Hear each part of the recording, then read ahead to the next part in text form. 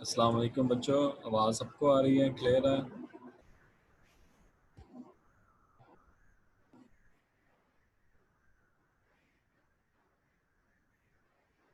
Okay good. So first of all मैं सबको welcome करता हूँ हमारे नेक्स्ट सेमेस्टर में, न्यू सेमेस्टर में। और उसके बाद जो है आपकी क्लासिकल मैकेनिक्स 2 की क्लास में सब बच्चों को वेलकम। ठीक है, तो स्टार्ट करने से पहले थोड़ा सा मैं ओवरव्यू दूंगा एलएमएस के बारे में। एलएमएस पे जो हमने मटेरियल शेयर किया हुआ है उसके बारे में, और उसके बाद फिर OCW पे जो लेक्चर रिकॉर्डिंग वगैरह होंगे उसको हम शेयर करेंगे। ठीक है, तो अगर आप अपने LMS अकाउंट पे जाएंगे तो आपको नज़र आएगा कि कोर्स आउटलाइन भी शेयर कर दी है, लेक्चर प्लान, लेक्चर्स वगैरह जो है वो भी अपलोड किया हुआ है। ठीक है, तो हम सबसे पहले कोर्स आउटलाइन जो है उस पर जाएंगे, उसको ओवरव्यू करेंगे, फिर उसके बाद हम लेक्चर जो है उसको देखेंगे। तो सब बच्चों को आवाज़ आ रही है? किसी के साथ कोई प्रॉब्लम तो नहीं है? तमाम स्टूडेंट सुन सकते हैं मुझे? चैट बॉक्स में यस कहकर बता दें। तमाम बच्चों को आवाज़ आ रही है?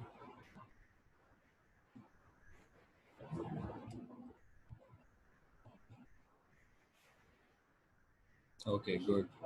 ओके, तो सबसे पहले जो है हम ओवरव्यू करते हैं कोर्स आउटलाइन। ठीक है, और कोर्स आउटलाइन जो है ये देखें, आप सबसे पहले जाएंगे।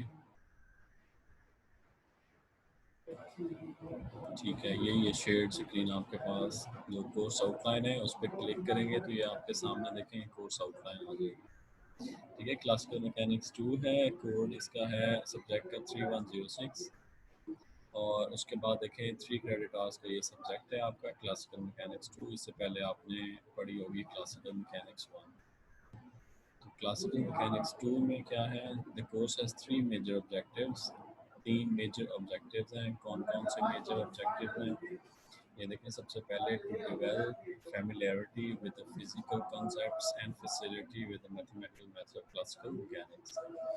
ठीक है, और दूसरे नंबर पे to develop skills in formulating and solving physics problems जो है उसको सॉल्व करने के लिए स्किल्स जो है वो डेवलप करना। और नंबर 3 पे आपके पास है to develop self discipline and work habits necessary to succeed in graduate school and in the real world।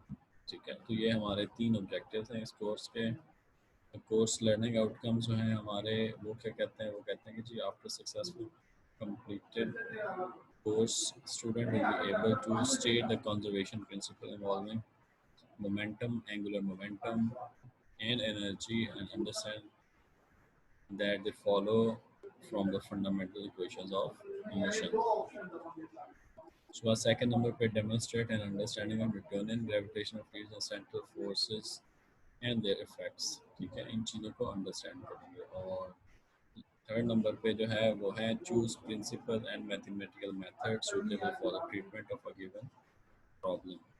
तो ये चीज़ें जो हैं ये लर्निंग आउटकम्स हैं इंशाल्लाह at the end of this course. We hope that you guys will know all these things. Sir ji आवाज़ merge हो रही है, आवाज़ अब क्लियर आ रही है? अब आ रही है सही आवाज़? अब बताएं बच्चे। ओके गुड, ठीक है अब सही आ रही है। ओके, अच्छा आगे चलते हैं। उसके बाद नेक्स्ट जो है हमारे पास जो है कोर्स आउटलाइन है। कोर्स आउटलाइन में देखें, कोर्स आउटलाइन कहाँ से स्टार्ट हो रही है। कोर्स आउटलाइन में सबसे पहले जो हमारे पास है वो है कपल्ड ऑसिलेटर्स। ठीक है, coupled oscillators and normal modes. Couple oscillator और नॉर्मल मोड्स में सबसे पहले जो हमारे पास टॉपिक है वो है two masses and three two masses and three spring system. ठीक है, सबसे पहले जो है हमारे पास जो आर्टिकल है वो two masses and three springs. अच्छा, उसके बाद देखिए आइडेंटिकल स्प्रिंग्स हैं एंड इक्वल मैसेज केस है। फिर उसके बाद सिमिलर जो है कपल पेंडुलम्स हैं। ठीक है, उसके बारे में हम स्टडी करेंगे। नॉर्मल मोड्स क्या होते हैं, टू वीकली कपल्ड ऑसिलेटर्स जो है वो उनके बारे में, और फोर्स्ड ऑसिलेशंस और कपल्ड ऑसिलेटर्स जो है ये हमारे शुरू के चैप्टर में जो है जो चीज़ें हमने कवर कर ली हैं वो। उसके बाद देखें नेक्स्ट स्टेप में हमारे पास कुछ प्रॉब्लम्स होंगे रिलेटेड हैमिल्टोनियन मैकेनिक्स है। तो हैमिल्टोनियन मैकेनिक्स में हमने क्या कवर करना है? हैमिल्टोनियन मैकेनिक्स में सबसे पहले हैमिल्टन इक्वेशंस हैं इन वन डायमेंशन। उसके बाद देखें उसमें कौन कौन सी एग्जांपल इंपॉर्टेंट है, वो जो हम करेंगे इंशाल्लाह। ए बीड ऑन अ स्ट्रिंग है, ठीक है, ए बीड ऑन अ स्ट्रिंग जो है ये एग्जांपल है। एटवुड्स मशीन है, हैमिल्टन इक्वेशंस हैं इन वन डायमेंशन, ये कवर होंगी। फिर उसके बाद है particle in a central force field, Hamiltonian of a particle in an electromagnetic field, ठीक है। इलेक्ट्रोमैग्नेटिक पार्टिकल जो है उस पर हैमिल्टन इक्वेशंस जो हैं वो अप्लाई करेंगे, ठीक है। और फिर जो है इग्नोरेबल कोऑर्डिनेट्स, इग्नोरेबल कोऑर्डिनेट्स हैं, ठीक है, इग्नोरेबल कोऑर्डिनेट्स का आर्टिकल करेंगे। उसके बाद जो है हमारे पास है rotational motion of rigid body, ठीक है। उसमें हमने क्या करना है? Rotation of the centre of mass, rotation of the centre of mass, angular momentum about the center of mass, kinetic energy of the center of mass, and about the center of mass। ये repetition है इसमें course outline में। उसके बाद rotation about a fixed axis जो है ये है article moment of inertial tensor and principal axes of inertia, ठीक है। तो ये आर्टिकल्स हैं, ये हम कवर करेंगे। जी बच्चे आपके टेक्स्ट आ रहे हैं, लेट मी रीड कि क्या मैसेजेस हैं। आवाज़ अभी भी नहीं आ रही क्लियर बच्चे?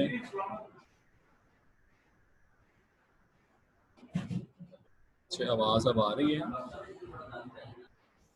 हेलो, आवाज़ आ रही है सही है? शोर क्यों आ रहा है बच्चे? शोर अब कम हुआ है?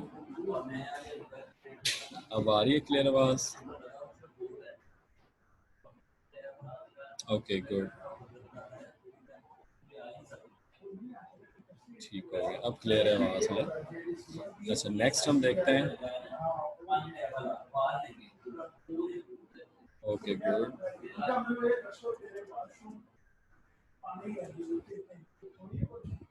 अच्छा नेक्स्ट देखें, उसमें हमारे पास रिलेटिविटी आ जाएगी, स्पेशल रिलेटिविटी। स्पेशल रिलेटिविटी में क्या है हमारे पास? सबसे पहले गैलीलियन रिलेटिविटी है। गैलीलियन रिलेटिविटी के postulates of special relativity discuss करेंगे। उसके बाद हम जो है रिलेटिविटी ऑफ टाइम, ठीक है, टाइम के हिसाब से उसको देखेंगे। टाइम डायलेशन होती है, लेंथ कंट्रैक्शन होती है, ठीक है। ये मेन जो फिनोमेना है रिलेटिविटी के, इनको हम देखेंगे। उसके बाद जो है द लॉरेंस ट्रांसफॉर्मेशन, ठीक है, इसको देखेंगे। द रिलेटिविस्टिक वेलोसिटी, इसको डिस्कस करेंगे। द रिलेटिविस्टिक वेलोसिटी एडिशन कैसे होता है। ज्योमेट्री ऑफ स्पेस टाइम जो है वो कैसे होती है। Four dimensional space time, four vectors, ठीक है, इस इन आर्टिकल्स को डिस्कस करेंगे। उसके बाद है the invariant scalar product, the light cone जो है उसको हम डिस्कस करेंगे। और फिर उसके बाद स्पेस लाइक वेक्टर्स है, टाइम लाइक वेक्टर्स हैं, इनको हम देखेंगे। Four velocity and four momentum जो है इनको हम देखेंगे। और फिर उसके बाद देखें एनर्जी फोर्स इन रिलेटिविटी क्या चीज़ है। Relativistic electrodynamics, Lorentz transformation in electrodynamics, Lorentz transformation in electrodynamics, Lorentz transformation in electrodynamics. और फिर देखें कोवेरिएंट, ये इलेक्ट्रो 5 नहीं है बच्चे, ये मिस्टेक है, ये है कोवेरिएंट इलेक्ट्रोडायनामिक्स, ठीक है, कोवेरिएंट इलेक्ट्रोडायनामिक्स। इन चीज़ों का हम देखेंगे। तो ये हैं आपकी मोटी मोटी जो कोर्स आउटलाइन हमने देखी है। ये सबको, सब बच्चों को क्लियर है? बच्चे कोर्स आउटलाइन जो हमने देखी है इसमें थोड़ी सी मिस्टेक थी, वो क्लियर कर लें। ये 5 नहीं है, ये इलेक्ट्रोडायनामिक्स है 5, इसको ख़त्म कर दें।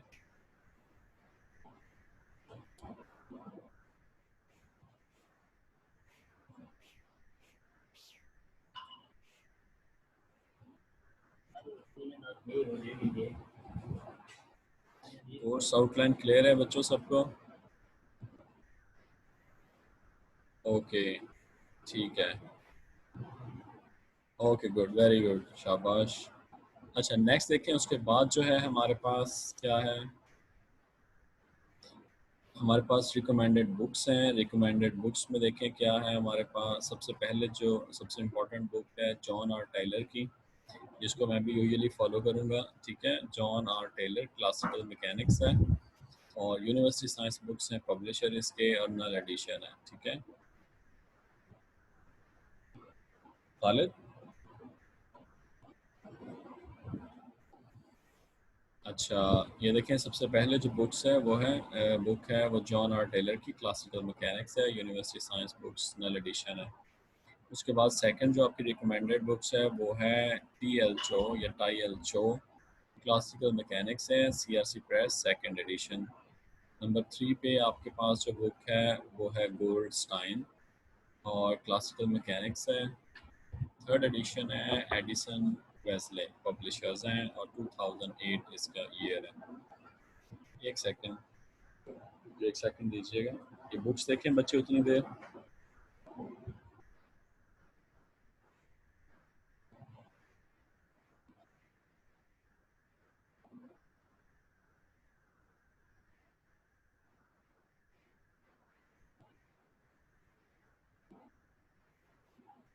उसके बाद देखें 4 नंबर पे आपके पास जो बुक है वो है Stephen T Thornton Jeremy Marion classical dynamics of particles and systems. ठीक है,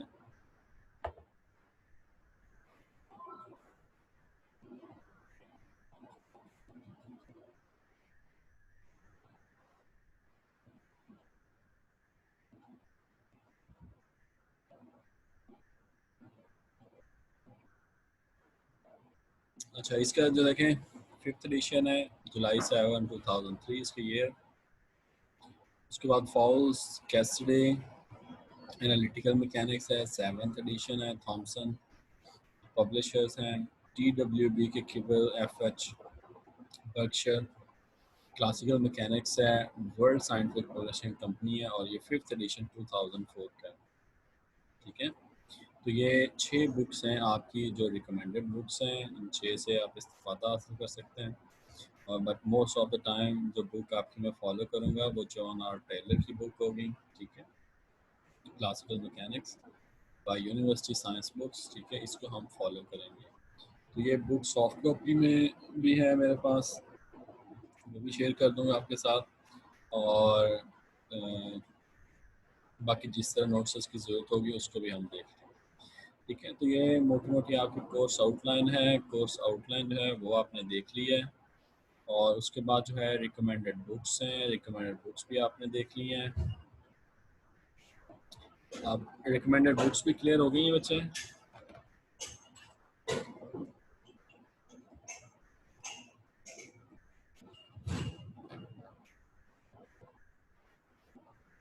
जी, आप बच्चों को आवाज़ आ रही है? रिकमेंडेड बुक्स भी क्लियर हैं? Okay, very good, very good. ठीक है, ज़बरदस्त। अच्छा, उसके बाद फिर हम चलते हैं फर्स्ट लेक्चर की तरफ। फर्स्ट लेक्चर जो है उसको देखते हैं। फर्स्ट लेक्चर जो यहाँ पे मेंशन है देखें वो है हमारे पास two masses and three spring system.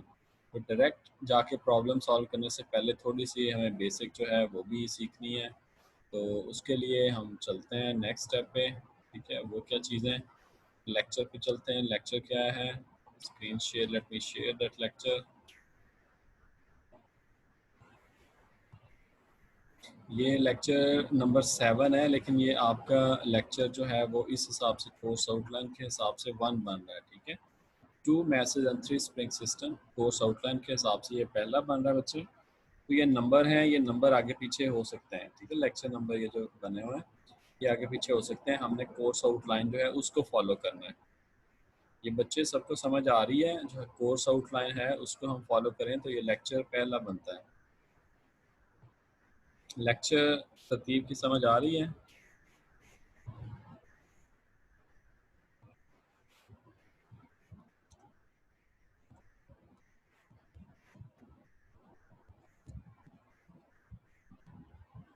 ठीक है, लेक्चर ऑर्डर जो है, हाँ जी, लेक्चर ऑर्डर जो है जो हमारे पास गिवन है। ठीक है, कोर्स आउटलाइन में जैसे कि हमने अभी देखा है, तो two masses three spring system आ रहा था सामने। तो two masses three spring system जो आर्टिकल है उसको करने से पहले थोड़ा सा हमें बेसिक्स जो है वो भी देखनी है। तो बेसिक्स हम कैसे देखेंगे, ये देखें,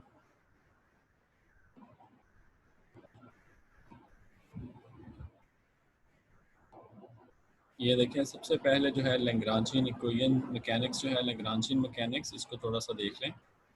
लैग्रांजियन मैकेनिक्स क्या है, आपने पहले भी देखा होगा। Lagrangian mechanics is a formulation of classical mechanics introduced by Italian French mathematician and astronomer Joseph Louis Lagrange in 1788। ठीक है, जोसेफ लुइस लैग्रांजे साइंटिस्ट था, एस्ट्रोनॉमर था, मैथमेटिशियन था। उसने 1788 में जो है फॉर्मूलेशन जो है वो क्लासिकल मैकेनिक्स की वो इंट्रोड्यूस करवाई। तो ये क्लियर है, सबको आवाज़ आ रही है इस चीज़ की? लैग्रांजे,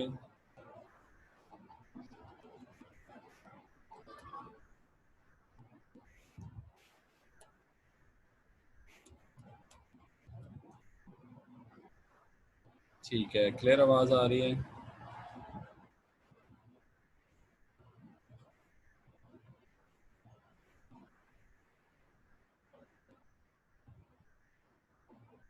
जी बच्चे, सबको आवाज़ आ रही है?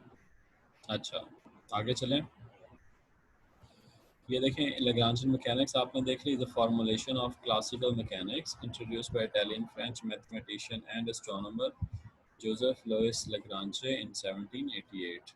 ठीक है, उसके बाद देखें, Lagrangian is a function of generalized coordinates. Lagrangian आपके पास क्या होता है, is the function of generalized coordinates, generalized coordinate, their time derivative and time, and contains the information about dynamics of the system। ठीक है, लेग्रांजियन आपके पास क्या होता है, ऐसा फंक्शन है जो जनरलाइज कोऑर्डिनेट, उनके टाइम डेरिवेटिव्स और टाइम के ऊपर डिपेंड करता है, and contains the information about dynamics of the system. और इसमें कौन सी इंफॉर्मेशन होती है, सिस्टम के डायनामिक्स के अबाउट इंफॉर्मेशन होती है। ठीक है, तो इसको हम क्या कहते हैं, लैग्रांजियन। उसके बाद लैग्रांजियन के बाद देखिए जनरलाइज कोऑर्डिनेट्स हैं। जनरलाइज कोऑर्डिनेट जो है वो है minimum number of coordinates to specify the system. ठीक है, शॉर्ट में अगर इसको डिफाइन करना हो, हम ये कह सकते हैं कि ये मिनिमम नंबर ऑफ कोऑर्डिनेट्स जो रिक्वायर होते हैं किसी भी सिस्टम को स्पेसिफाई करने के लिए, उसको हम जनरलाइज कोऑर्डिनेट कहते हैं, यानी minimum number of coordinates to specify the system. ये आपके पास जनरलाइज कोऑर्डिनेट की डेफिनेशन होगी। उसके अलावा दूसरी देखें, any set of variables which are used to specify the configuration of a system of particles are called generalized coordinates। ठीक है, कोई भी सेट है वेरिएबल्स का जिसको हम यूज़ करते हैं सिस्टम की कॉन्फ़िगरेशन को स्पेसिफाई करने के लिए, तो उसको हम क्या कहते हैं, जनरलाइज्ड कोऑर्डिनेट्स कहते हैं। ठीक है बच्चे, ये क्लियर है? Okay good. तो नेक्स्ट आगे फिर देखें, नेक्स्ट हमारे पास जो है वो डिग्री ऑफ फ्रीडम है। ठीक है, ये बेसिक बेसिक चीज़ें हैं, आर्टिकल करने से पहले जो है हमें ये पता होनी चाहिए। तो degree of freedom of system क्या है आपके पास, degree of freedom of a mechanical system is the number of independent parameters that define its configuration. ठीक है, जो आपके पास इंडिपेंडेंट पैरामीटर्स होंगे उनके क्या नंबर है, ठीक है, वो आपके पास degree of freedom of the system होगी। दोबारा देखें, the number of independent parameters that defines its configuration. ठीक है, तो मिनिमम आपके पास जो नंबर ऑफ इंडिपेंडेंट पैरामीटर्स है जो डिफाइन करते हैं कॉन्फ़िगरेशन को सिस्टम की, उसको आप कहते हैं degree of freedom of a mechanical system. For example देखेंगे तो और क्लियर हो जाएगा आपको। फॉर एग्जांपल देखें, particle in a plane of two coordinates can be specified by its location and has two degree of freedom। Plane में देखें आपके पास दो जो हैं वो इंडिपेंडेंट पैरामीटर होते हैं x और y, तो आपके पास डिग्री ऑफ फ्रीडम क्या होगी, 2 होगा। Particle in a plane of two coordinates, ठीक है, two coordinates can be defined, plane में है तो एक्स और वाई होगा, ठीक है। Particle in a plane of two coordinates can be specified by its location and has two degree of freedom, और इसकी डिग्री ऑफ फ्रीडम क्या होती है, 2 होती है। नेक्स्ट देखें एग्जांपल, सेकंड एग्जांपल क्या है, a single particle in space has degree of freedom of order 3, ठीक है।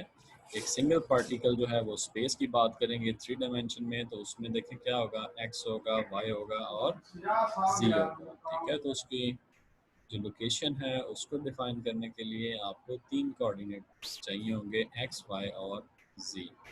तो उसकी डिग्री ऑफ फ्रीडम कितनी हो जाएगी, 3 हो जाएगी। मुझे सबको आवाज़ आ रही है, क्लियर हो रहा है, सबसे सुनाई दे रहा है सबको? मैसेज करते हैं तो मुझे पता चलता रहता है कि आप लोग फॉलो कर रहे हैं। Degree of freedom, degree of freedom, clear है? ओके गुड, आवाज़ आ रही है, क्लियर भी हो रहा है सब।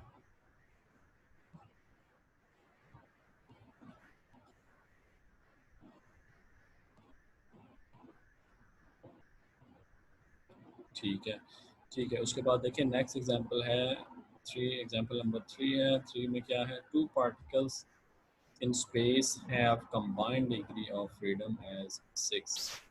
सिंगल पार्टिकल के लिए 3 थी, तो 2 के लिए क्या हो जाएगी, 6 हो जाएगी, ठीक है, सिंपल एज दैट।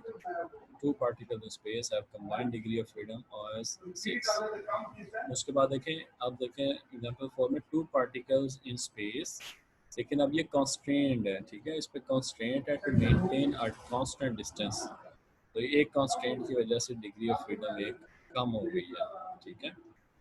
तो इंडिपेंडेंट जो है, ये देखें, two particles in space constrained to maintain a constant distance between them have degree of freedom of order 5, तो उनकी डिग्री ऑफ फ्रीडम एक कम हो जाएगी, 6 नहीं रहेगी बल्कि क्या हो जाएगी, अब उससे एक कम हो जाएगी, ठीक है, डिग्री ऑफ फ्रीडम 5 हो जाएगी, क्योंकि उनके दरमियान जो स्पेस है वो देखें कॉन्स्ट्रेंड है, ठीक है। पार्टिकल्स के दरमियान जो स्पेस है वो कांस्टेंट डिस्टेंस मेंटेन रखना है, उसने कांस्टेंट डिस्टेंस मेंटेन रखना है, उस केस में डिग्री ऑफ फ्रीडम जो है वो क्या हो जाएगी, 1 लेस हो जाएगी। क्लियर है ये सबको? अच्छा, डिग्री ऑफ फ्रीडम बच्चे क्लियर है सबको? उसके बाद नेक्स्ट देखिए, जनरल लैग्रांजियन इक्वेशन जो है, जो हम most of the time use करेंगे, वो क्या होती हैं general Lagrangian equation?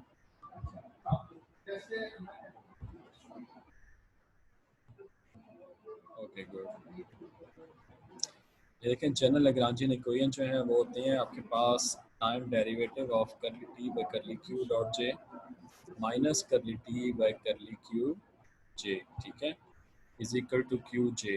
Generalise coordinate जो है वो हम कह देते हैं for j equal to 1 2 3 so on, ठीक है, j is equal to 1 2 3 so on. और जो लैग्रांजियन आपके पास इक्वेशन बनती है सिस्टम की, वो बनती है d by d t of curly t by curly q dot j minus curly t by curly q j बन जाए। ये आपके पास लैग्रांजियन जो है वो इक्वेशन है, ठीक है। इनको फिर भी हम देखेंगे कि ये क्या कहती हैं, लैग्रांज इक्वेशन क्या होती हैं, लेकिन इनको इसकी एग्जांपल देखते हैं अप्लाई करके मैथ स्प्रिंग सिस्टम पे, सिंपल पे, और फिर हम जाएंगे टू मैसेस और थ्री स्प्रिंग सिस्टम पे, ठीक है। इसको बेसिक में अप्लाई करते हैं, फिर हम जाएंगे two masses three spring system पे, और फिर इसको हम फर्दर अलाइव। मैथ स्प्रिंग सिस्टम का सबको पता है क्या होता है मैथ स्प्रिंग सिस्टम?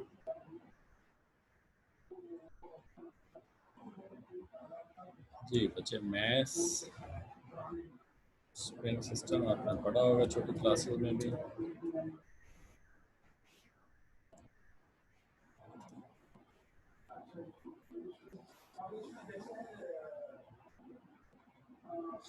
जी, मैथ स्प्रिंग सिस्टम, तो मैथ स्प्रिंग सिस्टम में देखें हमारे पास क्या है, एक मैथ है और वो अटैच है एक स्प्रिंग के साथ, और स्प्रिंग का जो कांस्टेंट है वो के है और वो फिक्स्ड है, एक फिक्स सपोर्ट के साथ, ठीक है। एक फिक्स सपोर्ट के साथ एक आपके पास स्प्रिंग है, उसका स्प्रिंग कांस्टेंट के है और वो अटैच है, और मास आपके पास क्या है, एम है, ठीक है।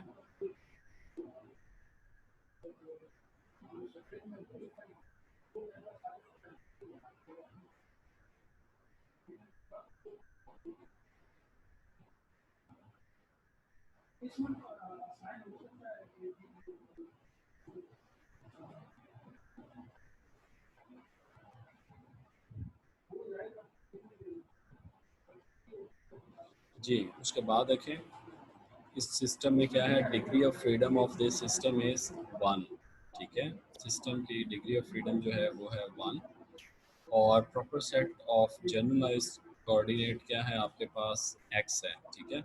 क्योंकि आपका मैथ जो है सिर्फ एक डायमेंशन x में मूव कर सकता है फ्रीली, ठीक है। तो proper set of generalized coordinate is x only which is independent variable in this case, ठीक है। आपके पास वो क्या है, इंडिपेंडेंट वेरिएबल है।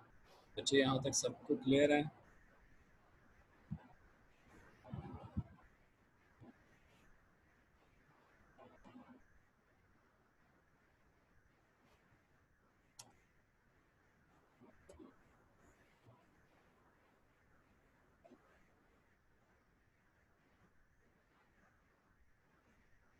Okay good. तो आगे देखें, नेक्स्ट जो हमारे पास जो इक्वेशन ऑफ द सिस्टम होंगी वो देखें क्या होंगी। इक्वेशन ऑफ सिस्टम में हमारे पास जो है, okay good, equation of equations में देखें हमारे पास सबसे पहले जो है वो बेसिक इक्वेशन होगी from Hooke's law. Hooke's law क्या कहता है कि F is equal to minus K x आ जाएगा, ठीक है। के आपके पास स्प्रिंग कांस्टेंट है, एक्स जो है वो इसमें डिस्प्लेसमेंट प्रोड्यूस होगी जब आप मास को मूव करेंगे एक पोजीशन से दूसरी पोजीशन की तरफ, ठीक है। और F is equal to M में आपके पास क्या है, फ्रॉम न्यूटन्स लॉ है, ठीक है। Force is equal to mass into acceleration, ठीक है। अब इन दोनों इक्वेशंस को देखें, अगर आप कंपेयर करें तो F is equal to M, F is equal to M में से आपके पास सेकंड स्टेप देखें, F is equal to M x double dot जिसको कह सकते हैं, क्योंकि ये डबल टाइम डेरिवेटिव है पोजीशन का। एक्सेलेरेशन जो होती है सेकंड डेरिवेटिव होता है पोजीशन का। अब अगर इन दोनों इक्वेशंस को हम कंबाइन करें तो हमारे पास माइनस के एक्स इक्वल किसके आ जाएगा, एम एक्स डबल डॉट के, और यहाँ से M x double dot plus के एक्स इक्वल टू ज़ीरो हो जाएगा। और इसको आप सिंप्लीफाई करें, मैथ से डिवाइड कर दें दोनों साइड पे, तो आपके पास आ जाएगा x double dot plus k over m into x equal to zero आ जाएगा। अच्छा, उसके बाद देखें आपके पास अगर पुट कर दें K over M equal to omega square, तो ये इक्वेशन बन जाएगी x double dot plus omega square x equal to zero. और इसमें आपने क्या किया, के ओवर एम को पुट कर दिया ओमेगा स्केयर के इक्वल।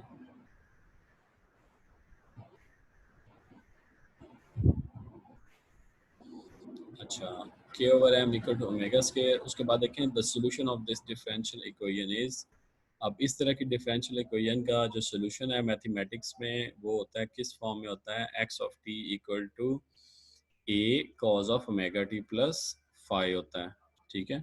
तो ये इस तरह की इक्वेशन का सोल्यूशन ये आ जाता है एक्स ऑफ टी। अब लेग्रांजियन इक्वेशन से देखें कि Lagrangian equation L is equal to T minus V है, यानी kinetic energy minus potential energy.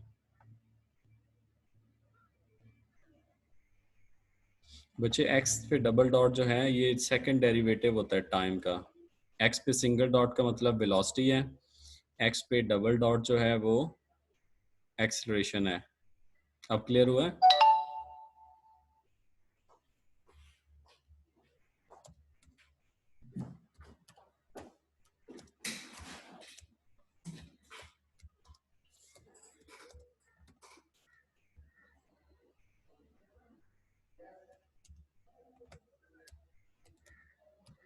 ठीक है, एक्स डबल डॉट के आपके पास एक्सेलरेशन को रिप्रेजेंट कर रहा है।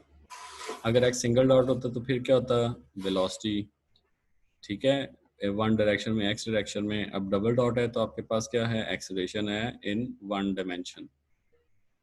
क्लियर है?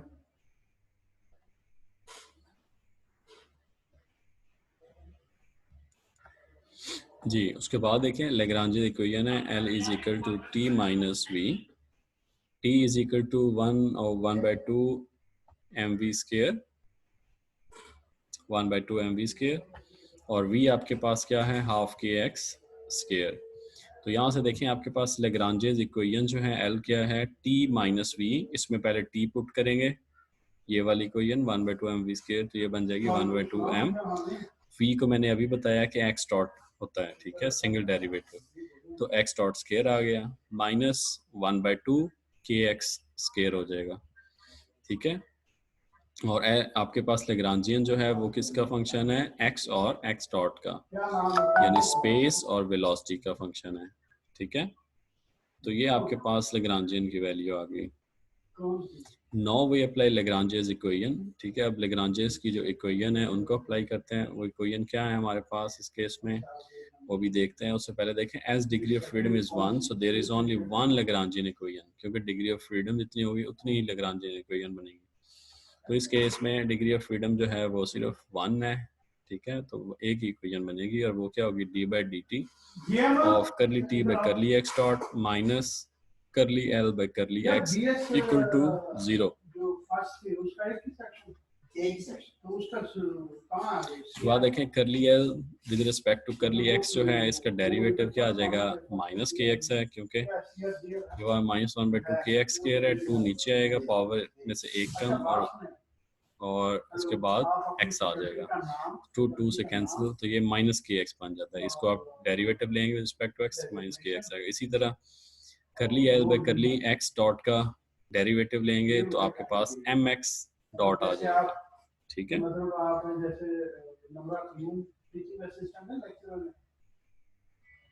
अच्छा, उसके बाद देखें आप वैल्यूज पुट करेंगे इसमें, तो d by d t m x dot plus के एक्स इक्वल टू 0 बन जाएगा, ठीक है।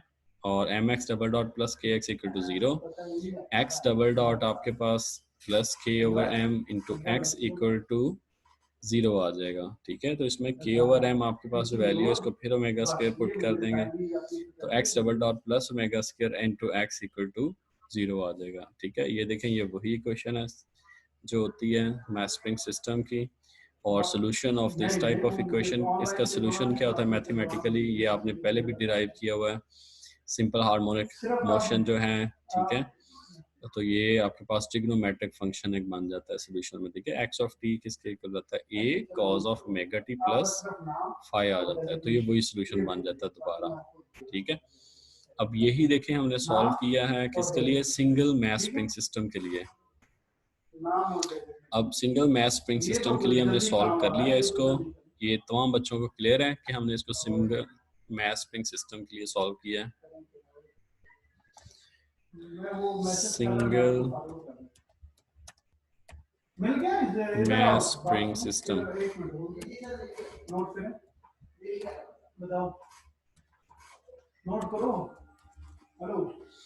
Single math spring system clear है।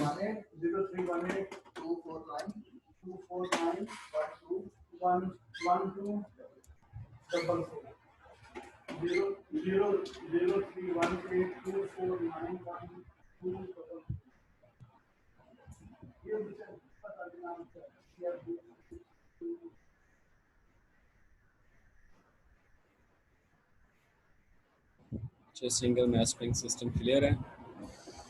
अच्छा, उसके बाद देखें कि टाइम हमारा काफ़ी हो गया है, तकरीबन 40 मिनट्स का लेक्चर हो गया है, तो अब ये मीटिंग जो है वो एंड होने जा रही है। तो इसको एंड करके हम दोबारा से स्टार्ट करते हैं, एक ब्रेक लेते हैं शॉर्ट सा, ठीक है। सब बच्चे एग्री हैं, शॉर्ट ब्रेक एक ले लें।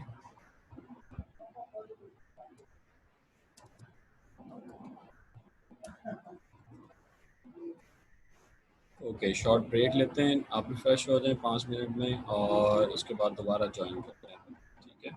इस मीटिंग को इधर एंड करते हैं, इसको सेव करते हैं जो लेक्चर हो गया हमारा।